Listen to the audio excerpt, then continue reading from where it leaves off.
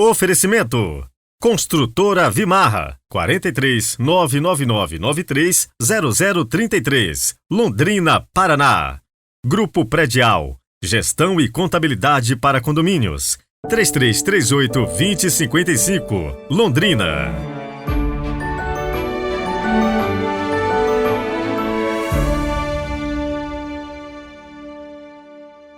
Olá, bom dia! Hoje é segunda-feira, 26 de junho de 2023.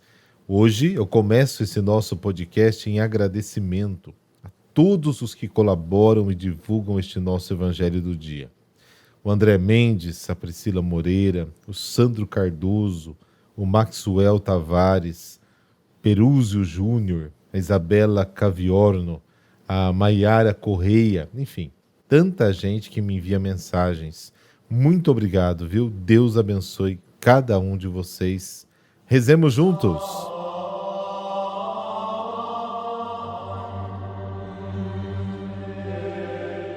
Pelo sinal da Santa Cruz, livrai-nos Deus, nosso Senhor, dos nossos inimigos. Senhor nosso Deus, que confiastes ao ser humano a missão de guardar e cultivar a terra, e colocastes o sol a seu serviço, dai-nos a graça de, neste dia, trabalhar com ardor pelo bem dos nossos irmãos e irmãs, para o louvor de vossa glória. Amém.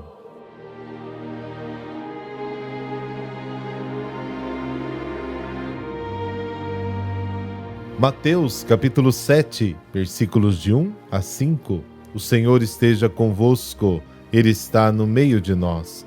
Proclamação do Evangelho de Jesus Cristo segundo Mateus. Glória a vós, Senhor. Naquele tempo disse Jesus aos seus discípulos: Não julgueis e não sereis julgados, pois vós sereis julgados com o mesmo julgamento com que julgardes, e sereis medidos com a mesma medida com que medirdes. Porque observas o cisco no olho do teu irmão e não prestas atenção à trave que está no teu próprio olho? Ou como podes dizer ao teu irmão: deixa-me tirar o cisco do teu olho, quando tu mesmo tens uma trave no teu? Hipócrita, tira primeiro a trave do teu próprio olho, e então enxergarás bem para tirar o cisco do olho do teu irmão. Palavra da salvação. Glória a vós, Senhor.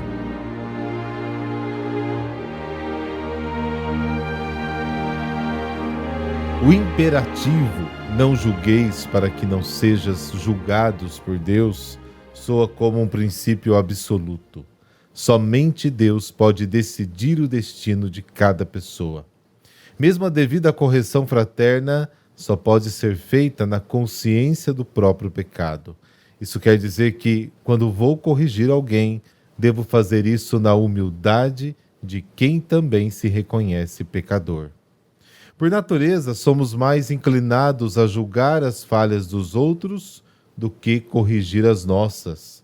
Deus usará para conosco o mesmo julgamento que julgarmos os outros e nos medirá com a mesma medida com que medirmos os outros. O rigor e o zelo muitas vezes são o oposto da paixão e da misericórdia, que são as virtudes típicas do cristão, e, portanto, podem ser manifestações de falta de amor e expressões de malícia. Geralmente somos impacientes com os defeitos dos outros e tranquilos com os nossos próprios pecados. A psicologia nos ensina que as falhas dos outros que mais nos irritam geralmente são as nossas próprias falhas que odiamos nos outros e não em nós mesmos. O fariseu hipócrita que sobe ao templo para rezar não só se vangloria de ser piedoso e observador da lei, mas sente-se obrigado a desprezar todos os outros homens a quem julga ladrões, injustos, adúlteros. Lucas capítulo 18. Ninguém deve julgar o outro, porque deve considerá-lo também filho de Deus. Filipenses capítulo 2. O julgamento pertence somente ao Senhor, porque todos os homens pertencem a Ele. O apóstolo Paulo escreveu: Quem és tu para julgares? No final das contas, caro ouvinte, estamos todos na mesma lama do pecado. Por isso, mais cabe a nós a misericórdia do outro do que o seu julgamento. E quando olhamos para Deus, que tem o poder e a prerrogativa de julgar o que ele faz, revela-se um Deus misericordioso e muito paciente para conosco.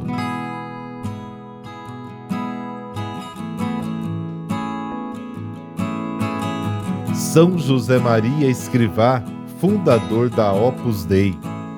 Ele nasceu em Barbastro, na Espanha, no dia 9 de janeiro de 1902, o segundo dos 6 filhos de José Escrivá e Maria Dolores Albaz.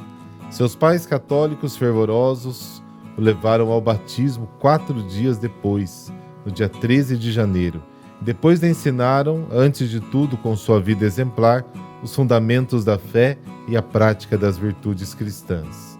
Tinha grande afeição por sua mãe e grande confiança e amizade por seu pai, que o convidava a recorrer a ele livremente para lhe contar suas preocupações e sempre pronto a lhe dar conselhos afetuosos e prudentes. Logo, o Senhor começa então a temperar sua alma na forja da dor. Entre 1910 e 1913, as 3 irmãs mais novas morrem. E em 1914, a família sofre um colapso econômico.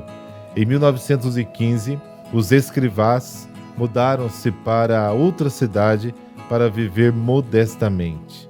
No dia 27 de novembro de 1924, faleceu José Escrivá, atingido por uma súbita síncope, pouco antes de sua ordenação. Em meio às dores, ele sempre foi o sustento da sua família.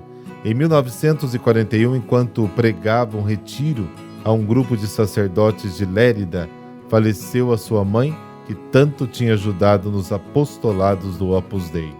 O Senhor também permite que amargos mal-entendidos sejam desencadeados contra ele.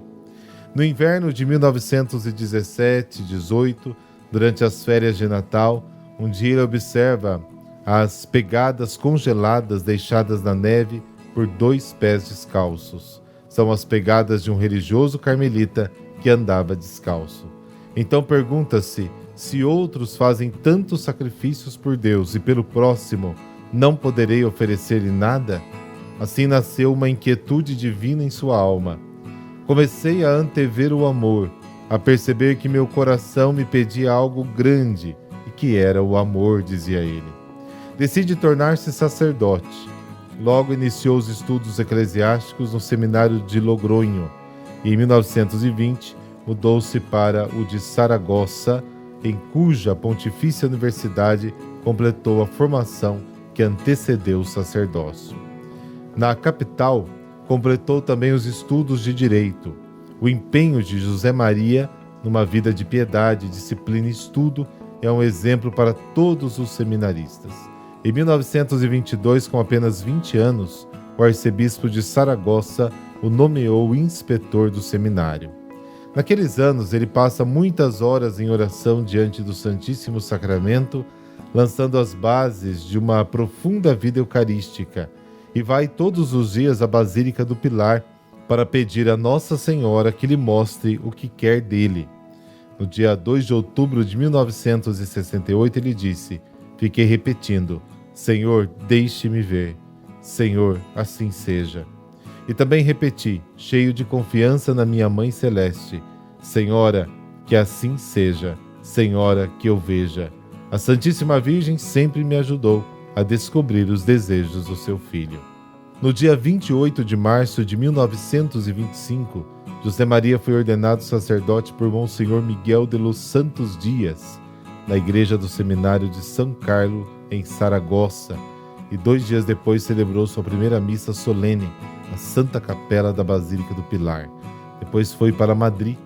Lá ele trabalha incansavelmente com as crianças, os doentes e os pobres, sobretudo nos subúrbios. No dia 26 de junho de 1975, José Maria morre ao meio-dia na sua sala de trabalho, na sequência de uma parada cardíaca ao pé de um quadro de Nossa Senhora, para o qual dirige o seu último olhar. Naquela época, a Opus Dei está presente nos 5 continentes, com mais de 60 mil membros, de 80 nacionalidades.